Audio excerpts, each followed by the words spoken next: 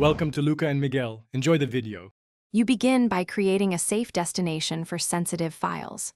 First, verify the target has at least one-half the space your folder needs and unplug Cloud Sync to avoid accidental uploads.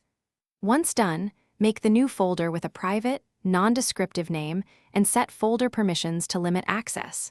Now, close applications that hold open handles to files so the move won't fail. This initial setup prevents leaks and ensures you can complete the change without interrupted I/O or unexpected syncing. You now perform the transfer and patch dependencies.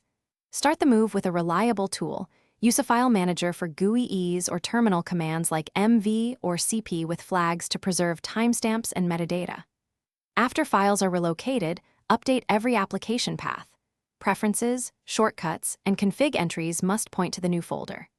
Then relink scheduled tasks, virtual drives, and backup routines so nothing references the old location. Making these changes prevents orphan links and keeps applications functioning without exposing data.